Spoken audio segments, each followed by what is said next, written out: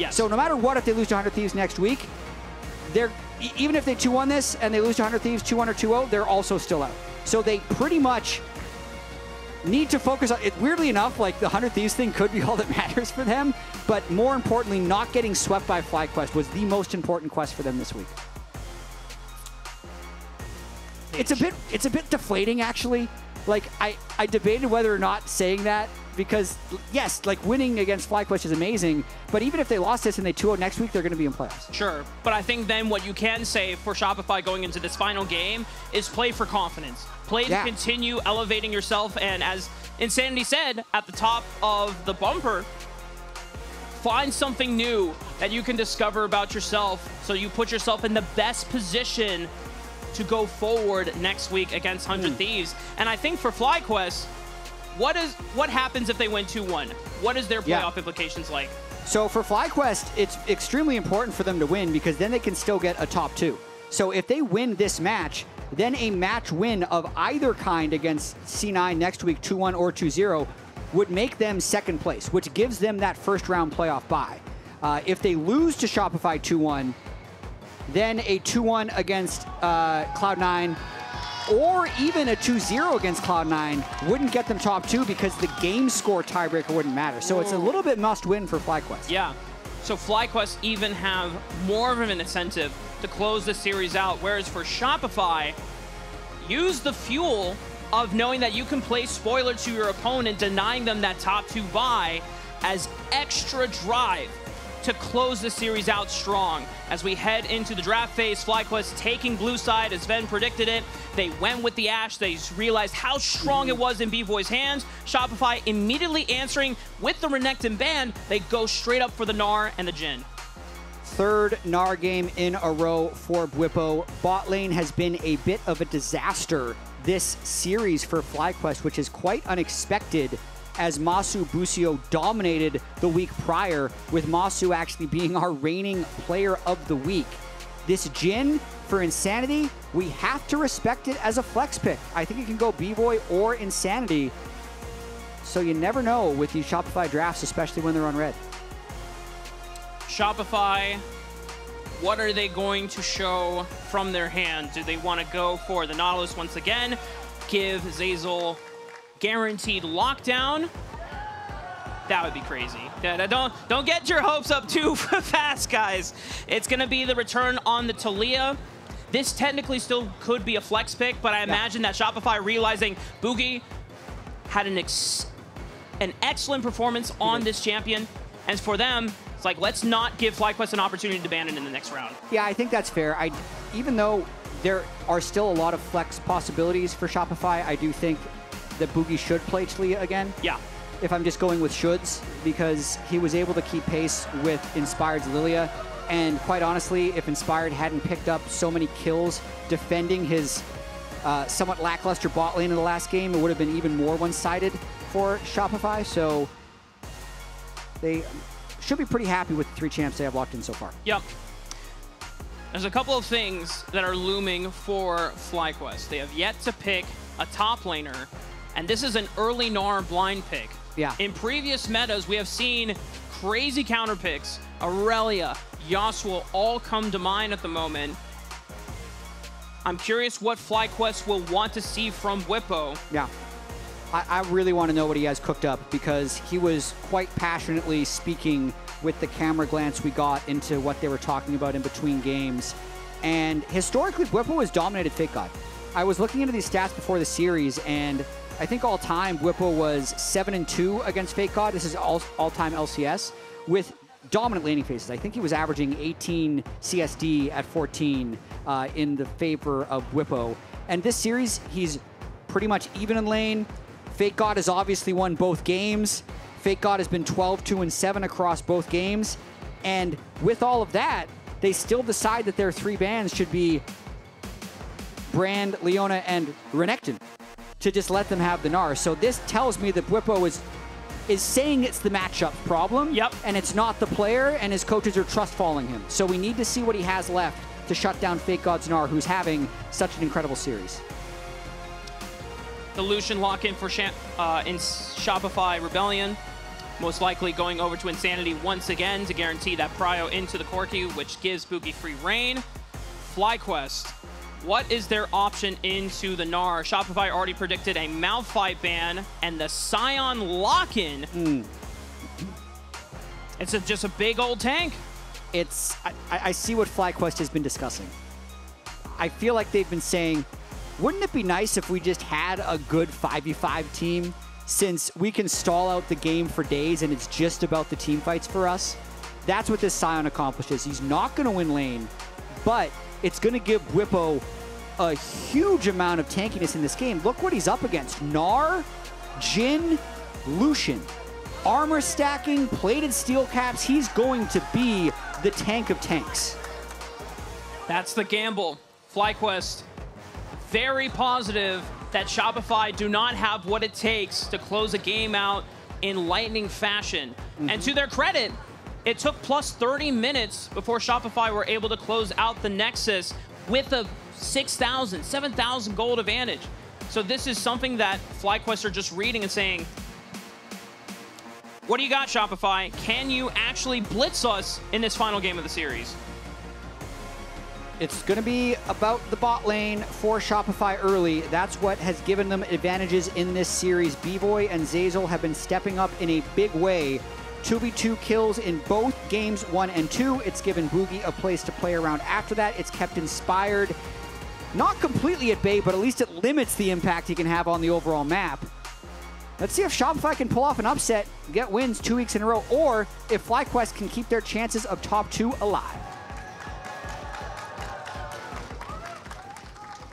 Oh, look at FlyQuest.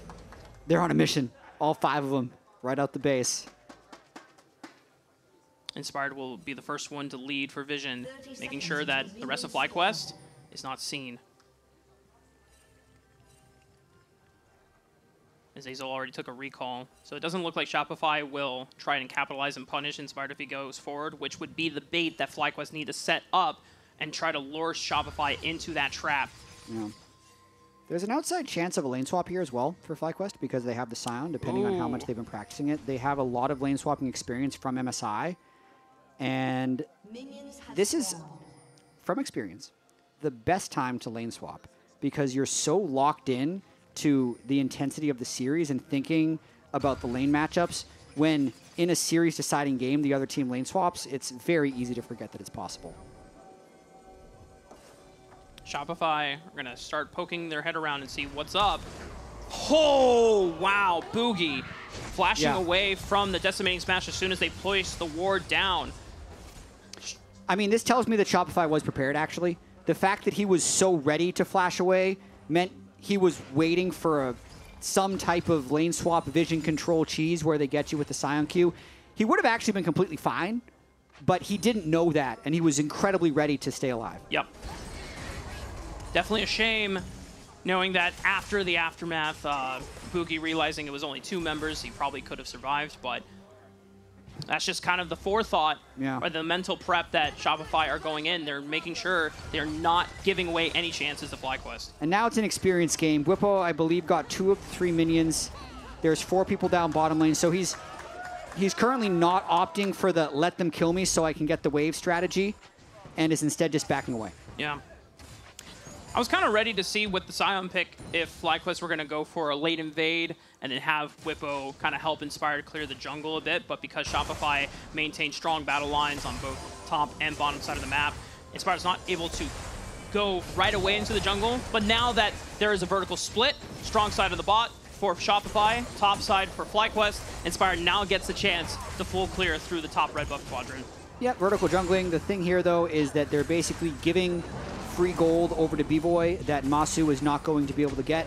But the whole gamut here is that Bwipo versus Fake God is going to be an advantage for Bwipo later. He steals a little bit of experience. Actually really clever by Bwipo to step up at this time. He's getting so much experience here, whereas Fake God is still sharing with the rest of the team. They actually can't even dive Bwipo here. So pretty well played here, actually, by Bwipo for the time that he decided to move back in. Yeah, I'm not sure how Bvoy got chunked. I wonder if it was just their first attempt at diving Bwipo and Bvoy tanking up the turret shots, but because they're not super healthy, I think that adds to the reasoning why Bwipo feels safe in that situation. Yeah, even if they kill him as well, he's got his passive to continue clearing the wave. Can teleport back in as well, so now we're not quite done with the swapping yet. I think the Ashe Alistar will be going bot lane, and Bwipo's going to move his way back top lane at this point, but you can see, in general, an experience advantage and a small CS lead for the Sion. Yeah. It's funny how in the first 2 games, FlyQuest adamantly taking what might have been advantageous laning pairs into Shopify, Bvoice, Zeyzal, and they lost solo kills in both instances. So now FlyQuest, and the answer is like, all right, guys, we're not sure what's happening, but we're going to save you the early laning phase, try to prevent and avoid that situation again. And now FlyQuest are just avoiding Bvoy and Zeyzal at all costs for the first few minutes of the game. I do think it's kind of interesting that the 2 lane swap teams we still have in the LCS are the 2 teams that played MSI, where lane swapping was a huge part of the tournament. And now it's this pocket strategy where they just have so much more preparation than everybody else in the LCS with that strategy, and they're going to be able to use it to their advantage throughout, I think, the rest of the playoffs, because classically this is just FlyQuest picks scaling and weaker top laner, and then lane swaps to escape that weakness. And since Shopify wasn't able to punish it, it at least now was, quote, successful. Yeah. It's such a weird thing to talk about, though, because ultimately here we're talking about margins of like 200 or 300 gold, but it is still on those margins that you can actually sometimes win games, as we now see Boogie thinking about playing something. Yeah, but someone is also here. Inspired shows up, and Boogie's cut off. He might be forced to flash, but he doesn't have flash from the invade before. But Zeyzal commits over the wall, and Inspired is the one that gets jumped. First blood for Boogie. And if this is an MSI strategy, I hate to say it, but FlyQuest top jungle did have some whoopsies at MSI as well. This wasn't quite that level. Inspired has flash up, didn't think it would be life-saving to use it, so he ends up going down. Beautiful play over the wall by Zeyzal, actually. Once Boogie gets chunked down, to be able to turn that around was very nice. Just trusting in the call. I imagine that Boogie was confident they could turn that around. Yeah, I mean, stunned, rooted, stunned. No chance to flash, actually, from Inspired after the initial re-engage. The Shopify team has just been so different, so revitalized with Boogie back in. And it's not just an individual difference. It's how the individual elevates and lifts the team around him.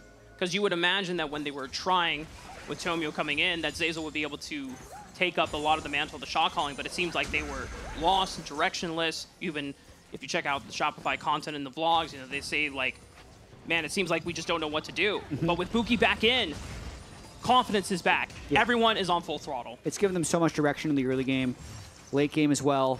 They've been able to close out a 2-0 last week, move this series to 1-1. Even if it wasn't fast, it was still effective enough to get the win and keep their season alive. I'd like to see the Shopify story continue, and the good news is it will. Actually.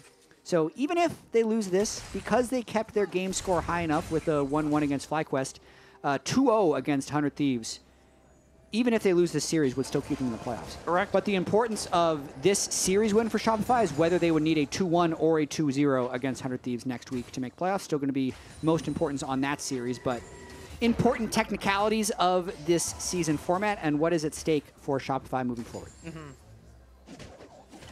During that time, FlyQuest picked up the first rotation of Grubs, neither team really having a chance to go for the first dragon of the game, which is Ocean. So it seems like Shopify are going to try and balance out these lane assignments to see if they can set themselves up for that objective, but FlyQuest are not going to really give them that much ease of choice. This wave currently frozen right outside of the tower for Masu has been quite punishing for Bvoy as he cannot step up safely. Yeah. Nice little CS difference for Masu Busio in the bot lane here. Also being able to threaten with Ashe Arrow and Alistar combo means it's very difficult for anyone to step up and get experience. The benefits of lane swap so far by FlyQuest, they have a level advantage in top and a level advantage in bot, so it was well executed despite the one death that they suffered when Inspired was 2v3 in the top lane. Hello, Boogie. Inspired sees you. Yep, and Boogie has flash this time. Tries to wait. No, he doesn't even get a chance. He gets put to sleep, and Quad has the damage to knock him out. That was a little bit strange, actually. I'd almost feel like Boogie might have been looking somewhere else on the minimap when Inspired first saw him on Vision. I actually want to see this replay with like a Vision toggle. There's a chance Inspired also saw him with Sweeper before his actual model was revealed. Either way, they just one-shot Boogie, and that's going to slingshot Inspired to counter jungle as well. It's so necessary for FlyQuest as well, considering that the first blood was against Inspired early on that top side play. Gets him back into the game and make sure he's on gold parity as we'll take a look back at the replay. As far as I can tell, Boogie actually does see him, but just doesn't react instantly. So this is the red side vision right now from Boogie, and there he is. So Boogie was definitely thinking about lining his ult up and was probably looking past Quad because they were going to try and shove him back into Insanity and go for an all-in. And Inspire just gets behind him while I don't think he was looking directly at his champion on his screen. Yeah. That's tough. Yeah, that is so tough. I mean, it's because it's not a case of window shopping. It's a case of, you know... Gank shopping. Gank shopping, thank you. Well, for Shopify fans, it's not completely abysmal. But for FlyQuest fans, it's definitely nice for Inspired to get himself back in the game and make sure he's not falling massively behind Boogie. Yeah. And let's not forget as well, this is a very important series for FlyQuest. We've been talking about Shopify being eliminated from the season, but FlyQuest can still get top 2. So very important matchup. They play against the recently defeated Cloud9. But if they win that series after winning this series, they get solo second, which means they get that first round playoff bye. So very important that FlyQuest take care of business here in Game 3 so they can take down Cloud9 next week and have it matter. That's if right. they lose this series, it would still be nice to beat Cloud9, but it wouldn't get them top 2. Yep. That advantage and opportunity would be gone. FlyQuest, having learned their lessons from the first 2 games, though, as we've already talked about before, Masu and Busio handling themselves well in this 3rd game with the lane swap. And because neither team still had the optimal setup for that Dragon, we've passed the time. Second rotation Grubs are already back up. No one's still contesting for the other objective. Bwipo getting in that push, and Inspired should be able to pick up all 3 again. He very well might. They have Busio on the way up to match Zeyzal, who is already here. I do wonder, Fake God is close to Mega, though, so if he collapses down, he'd move. Inspired got the 4th grub. That's all he needs. No need to risk more. And it's a teleport coming in from, I believe, Insanity, so Shopify really want to fight this. Busio and Quad are also here for the play. Boogie picks up the 5th grub in the game. Yeah, I think FlyQuest is going to slow play this a little bit as much as possible because Masu can get free gold. Masu from downtown, right onto Zeyzal. The curtain call from Boogie Boy on the right side. Tries to aid in the fight. Zeyzal flashes away at the last possible seconds. He's ticking down. Lilting Lullaby will sleep one onto the right side, but FlyQuest do not drop a single man. However, Bwipo's in trouble, gets flicked back, flashes over the wall. Fake God will continue the chase. Sidesteps the decimating smash, and he still wants to go for it. Boogie with the Weaver's Wall finally finds Bwipo as he's flicked back. And even in the undead passive, I don't know how much work he's gonna get done. Fake God is pushed off. Boogie is now on the other side of the wall. He tries to flash, but he cannot escape. Inspired trades one back. And listen, this was perfect for FlyQuest with the way it played out. Think about how long this fight has happened, and think about how many hits Masu's gotten on this turret. There were 5 plates there when that fight started. That's 3 plates free over to Masu, so it's a 1-for-1 trade and a whole bunch of gold on their 80 carry. Not to mention, they still hit one of the grub breakpoints to get to 4 grubs. This is a scaling game for FlyQuest. They just want gold because of how strong Bwipo's Sion is going to be later on in the game. Yeah. FlyQuest reminding themselves of how they got the advantages they did in Game 1 and that allowed them to keep at even with Shopify as the game progressed, and recognizing that, while yes, kills are traded, Shopify commit to the play, but Masu's getting the gold. And so for FlyQuest, they're still asking the question to Shopify, do you have what it takes to blitz us in the first 15, 20 minutes of the game? And so far, FlyQuest are the ones ahead. Absolutely. Sunfire Cape completed for Bwipo's Sion. We're 13 minutes into the game. The first Ocean Drake hasn't fallen, so that's music to FlyQuest's ears. As the longer this game goes, the stronger they are going to be. Lucian Jin does not scale favorably against a Sion Alistar team comp, so they are stalling the game well. They're also extending their gold lead, and this is a very controlled game state now. at 14 minutes, as we approach 14 minutes for FlyQuest. Ah, man, solo gold onto the Corki too is just so nice for them. Yeah. It's such a cleaner game map-wise from FlyQuest than in Game 2, where Shopify were seemingly trading a bunch of turrets, and even though FlyQuest are doing what they can to even out the advantages, it's still so difficult for Shopify to really force an advantage somewhere. And they're limited on the amount of reliable engage as well when you think about it. I mean, Curtain Call can initiate with slows, but you still need to get Zeyzal deep into the front line and into the fight. Faker needs to find that flank so he can find that Gnar ultimate. These are not easy to execute things. No, they need to find picks onto like Inspired Quad and Masu, because Bwipo and Busio aren't going to be dying that much. I mean, Bwipo now just trying to move top to defend this turret against Insanity. Yeah, he's just going to ult straight in and maybe even threaten the summoners. He weaved it and got a decent amount of chunk into Insanity's health bar, but the answer back with the calling will push Bwipo off. Throws out the Angry Beamo just for show. But Inspired is working on the Dragon on the bot side of the map. Exactly. Bwipo's just creating space because he defended that turret. Quad got the bot turret. His jungler got the Dragon. Masu's hitting mid. And I'm actually a little disappointed that Bwipo didn't recall and teleport back, but he feels like he doesn't even need to. He's just stepping back into that turret as they're pushing Fake God off the lane now. So just advantages across the map here for FlyQuest. They're playing great in this game 3. Yeah, and Fly are going to push in for this tier 2. Boogie, the only thing that he can do is just try and start up this Rift Herald and claim it as another tool to knock out these turrets on the outer ring. During this entire time, Jab, FlyQuest have taken out 2 turrets, 4 grubs. Shopify have not taken out a single turret. The defense from FlyQuest over this entire map has made Shopify's task so daunting to try and find that advantage. Yeah, Bwipo teleported back to the top lane as well to keep that turret alive. And the inner turret is now going to be someone pick up the eye! Quad.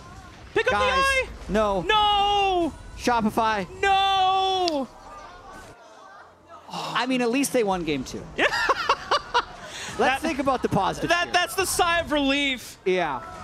This means they're not eliminated from the LCS. A 2-0 against 100 Thieves next week will win. Because I hate to be that guy, but this is a rough first 16 minutes against the scaling comp. It's the least exciting, unfortunately, the least exciting LCS game right now. But for FlyQuest, the most exciting. And because honestly, what's exciting is going to Worlds, getting a top 2 seed, getting a playoff bye, and being one best of 5 away from that championship. And that's all they came here to do. And if you're 100 Thieves watching this game, you're taking notes. You're looking at how FlyQuest are playing the map and how many things that they are willing to give over, how many times they are willing to skirmish and scrap with Shopify, and how much they don't give an F about if they lose deaths or not, because they're just getting so many advantages on the map. Boogie gets knocked into the wall. Oh, and he's just popped! Nothing that Shopify could really do to bail him out. And I think Shopify is starting to lose their grounds here as they're just crumbling everywhere. But FlyQuest is also playing extremely clean. I want to give credit where it's due. Yeah. They had some struggles with their bot lane laning phase this series that put them in difficult positions in Game 1 and Game 2. But now, with the lane swap to give experience advantages to their top lane and their bot lane, they're just not giving Shopify a window back in this game. They know they have better scaling, but they don't even need the scaling with the way they are playing the map right now, because you could pick an early game comp, and one of the best outcomes is a 5,000 gold lead at 17 minutes. Yep. But they're doing this just straight up through rotating around the map properly, finding the right picks, and generating gold on the right people. Quad is so fed this game. The 2 kills are nice, but you don't get to 8,500 gold at 17 minutes without numerous turret kills. So FlyQuest just getting back on track after a shaky start to this series. Yeah, and any fight that FlyQuest takes is winning, which is why Bwipo is so confident in just storming into the jungle of Shopify. Takes a lot of damage on the back end, but he's a tank. Yep. He can absorb all of that, below 50% HP only, and he's still fine because he burned the flash from B-Voy. Yeah, and he's not even late game yet. He's a very strong Scion. That shield passive already given him 650 additional health. Probably a Warmogs game at some point. I do wonder if he's just going to build more armor for now, though, for the mid-game power spike. Yep, that's what he's going to do with the Warden's Mail. I think that's very smart, considering Taliyah doesn't want to blow all the cooldowns just on a Scion, and then none of the AD carries are going to have any chance of taking it. I never want to say it's a draft diff, because you have to play your draft well. Yeah. But it's what it feels like. It definitely does. And the execution for FlyQuest has been stellar. And this is what we've come to expect from a top team like FlyQuest against Shopify, who have struggled for a majority of the summer split. Despite the recent revitalization in these past 2 weeks, it is still what we've all predicted to be favored massively for FlyQuest. And the fact that they're able to now rein back the controls in, find the windows of what was causing them problems in the early game and completely bypassing it. Yeah. Now Shopify don't have the advantages to get back in. Hazel might have to flash at least, I think.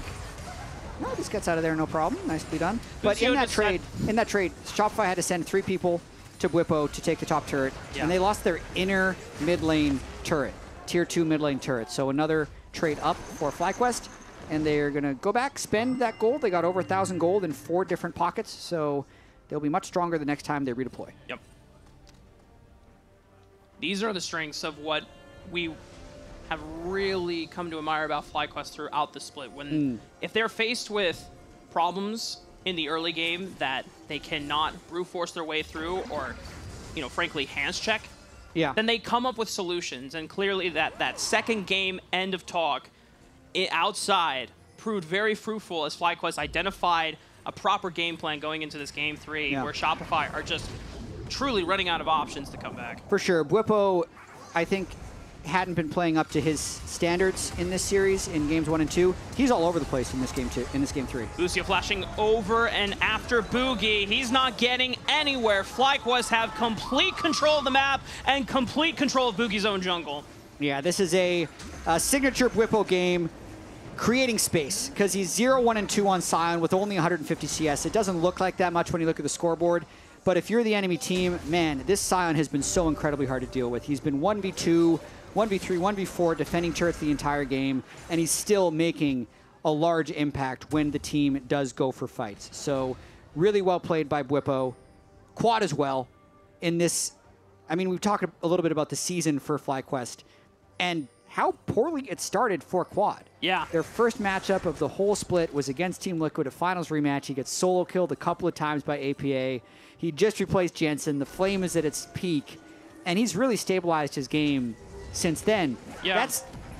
That's the only series FlyQuest has lost, actually. So they've been on a bit of a run of themselves, even if they've dropped several games along the way. They're winning all these series with their ability to adapt and stabilize by game 3. And it's fitting for Quad, too, considering the opponents that he has faced in the past weeks up to this point. Teams like Dignitas.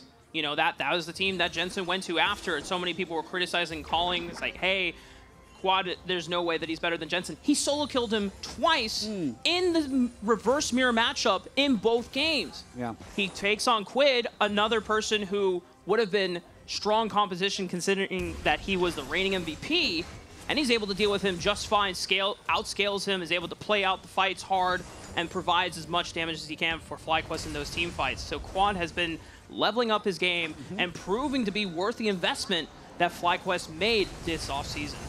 Absolutely. His Corki is really hurting now, as even without the Baron buff, they're just brute forcing down half of this turret. Bwipo's thinking about R at any moment. Now FakeGod trying to lurk around the flank, but they've already blown up Zeyzal, and now FakeGod has winded down back into Mininar. What a sleep from Inspired! And that should put this game to rest, as FlyQuest will knock down 3. They're going to have to wait on the next minion wave, so a little early on trying to push in for the Nexus, but that Baron is theirs. Yep, Boogie down, Insanity down, Zeyzal still respawning.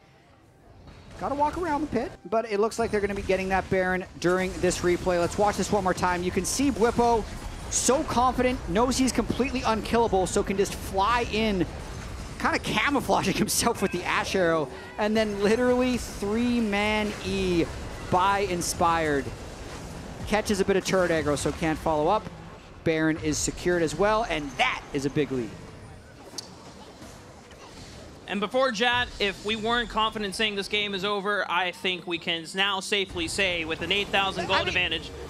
I've been reading some comments online, and something happened where an 8,000 gold lead wasn't safe, So you do have to stay engaged in the game when you're up 8,000 gold. I've learned this. All right. Well, Fake God going to go for a last-ditch effort. Already slammed Quad into the wall, but Busio is praying front line and making sure that Shopify cannot follow up. Boogie is there with the Weaver's Wall, cuts off Masu. Curtain Call trying to weave the bullets around. Fake God takes out Busio, but here comes Blippo with the unstoppable onslaught as he smashes Boogie to the ground with the giant axe, and Quad is now back on the offensive, looking for Fake God. Zeyzal tries to come back in with a counterattack, but it's a whiff. Everyone from FlyQuest sidesteps it. Masu with the double. B-Boy on the run to the left side. And I think this might have been Shopify's last Hail Mary to come back. The deadly flourish only roots the tank in places inspired, sends him back to the fountain. Insanity's on the run, and he's going to have to make a hell of a base defense against the 5 members of FlyQuest. The death timers might be short enough that it might not be endable. The static shiv from Masu killed Fake God. That's how they got him. He was too close to the wave. This massive static shiv ran up the whole wave to finish him. They'll at least get the inhibitor turret there. Whippo working on the mid inhibitor turret. They have a lot of gold, but they're going to stay aggressive. FlyQuest make short work of that bottom inhibitor. Baron buff still on their side as they rotate to the mid lane. The inhibitor structure falls. The inhibitor should be next. Whippo standing in place between FlyQuest and Shopify to absorb any poke damage. Both of the inhibitors are gone. Shopify are going to try to look to see if they can catch them on their escape route out, but FlyQuest get enough distance and they'll get a chance to reset. Yep, they'll have 2,600 gold in the pockets of Masu. He nearly full buys his Navori Flicker Blade. And we're going to watch this one more time. Shopify just doing their best to collect objective bounties, but then also they have a bit of a numbers advantage, so they decide to go in pretty hard at the start of this fight. You understand why they would do this. They get such a good chunk onto Masu, so it's time to all in. But then, when Masu doesn't die, he then cleans up the outside of this fight. Re-engage by Whippo, and I just want to confirm, as long as not too much crazy is happening on live, as Whippo's getting hit, I want to see if this static shiv from Masu actually does kill Fake God. So Zeyzal gets a little closer to the wave. Oh my goodness! You're right. Static shiv, the dream. Betrayed by the minion wave. Captain Jack cleanse from B-Boy, nicely done on the arrow, but that's still an inhibitor falling in the top side, and now double super minions will be pouring into the base. 10,000 gold advantage for FlyQuest. This seems like everything they need to finish this game out. Shopify will still try. Fake God tries to leap forward while he's still in Mega, but now pops back down to Mini. Curtain Call trying to open up and find an angle, but Whippo and Busio will absorb the damage. Zeyzal goes in, decent damage onto Masu, below 50% HP, but Fake God is punted in, and that should be it. FlyQuest will put a rest to this series, put a rest to Shopify trying to go for the upset, and FlyQuest now move to one step closer for that playoff bye. It wasn't the 2-0 that many predicted, but it is still the series win for FlyQuest. Now it will all come down to that series they have against Cloud9 next week to see who can be the second seed in the LCS and get that first round playoff bye. And even though Shopify would have loved to win this series against FlyQuest, they did what needed to be done to keep their season alive. And with that, we're going to be joining Emily on stage for the interview.